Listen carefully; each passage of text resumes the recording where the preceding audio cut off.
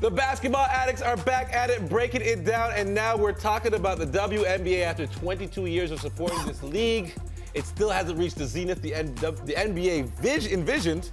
So my question to you guys is, who's to blame for the lack of popularity of women's basketball in the United States? Is it the NBA? Is it the corporate community? Is it the media? Is it the appetite for women's basketball? Kelsey, I'll start with you. I mean, I don't think there is a lack of support for women's basketball. I think maybe more the WNBA, but I mean, the NCAA women's tournament last year, 3.8 million viewers. Yeah.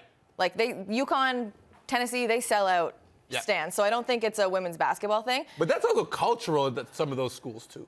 It's heavy culture, of course. Tennessee, but I mean, UConn. the NCAA final 2 years ago with the 3.8 million viewers didn't have marquee teams because of the upsets. So I mean, there's an appetite for women's basketball, and I think the NBA or the WNBA is maybe just not marketed the correct way. And that comes down to, like jersey sales, player experience. I tried to buy a Kia Nurse jersey this year.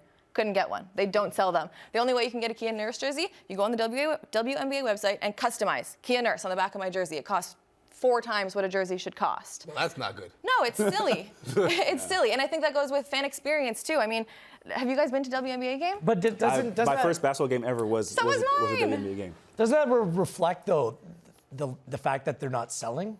Like, the market will bear whatever the success or failures of any league. I don't care what sport it is across the board. Women's soccer worldwide is going through the same thing right now.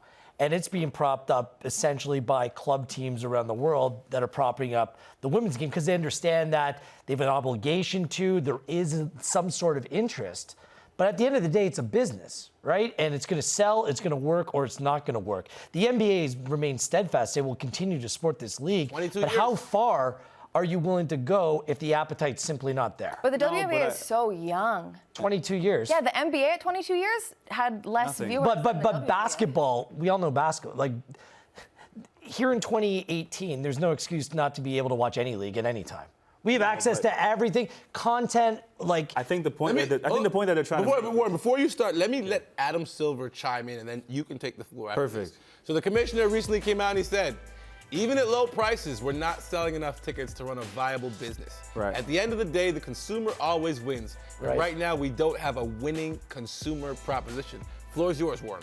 Okay, the only thing I'll say is that there's no way that a college player should be treated better than a pro. The reason why kids go pro is so that they can sustain a life doing something that they actually love to do. So a college player, a college female basketball player should not be treated better than a pro. A pro basketball player, they shouldn't have Pros to go. are getting paid.